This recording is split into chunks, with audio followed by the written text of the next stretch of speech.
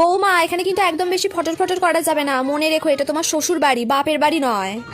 সেটা আপনিও মনে রাখবেন মা, কারণ এটা আপনারও শ্বশুর বাড়ি, বাপের বাড়ি নয়। আপনি এটা মাঝে মাঝে ভুলে যান, তাই না? এই বৌমা, আমার জন্য একটু চা করে দাও তো। কেন নিজের হাতে নেই, নিজে করে খান। সারাদিন এটা করে দাও, ওটা করে দাও, ঢং যত। এ বাবা, এটা কি রান্না করেছো? হ্যাঁ, এর থেকে আমার মা ভালো রান্না করে। আমি তোমার মা নই গো, তোমার বউ। আর এত যেখানে খাওয়া দিচ্ছে তারা নিজের মাকেই বলে না করে দিতে, সেটা তো বলার কোনো সাহস নেই। নিজে কিছু করতে পারে না, আবার আমাকে বলতে এসেছে। বাবা, নতুন বউ তো দেখছি কিছুই কাজ পারে না। হ্যাঁ, কারণ আমি না এই বাড়ির বৌমা, কাজের মেয়ে নই। এতই যেখানে শখ, তাহলে প্রথমেই বলতে পারতেন আপনারা কাজের মেয়ে খুঁজছেন। এত ঢং করে বৌমা করে আনার কি ছিল? এ বাবা বৌমা, এসব কি পড়েছো?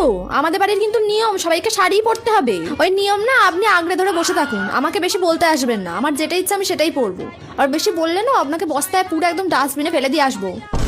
বৌমা, কি ব্যাপার, আজ এত সকাল সকাল উঠে পড়েছো? চুপ করুন। কে বললাম এত সকাল সকাল উঠেছি? এই আমি ঘুমাতে যাচ্ছি, বেশি বকে। আর শুনুন, 12টার আগে আমাকে একদম ঘুম থেকে ওঠানোর চেষ্টা করবেন না।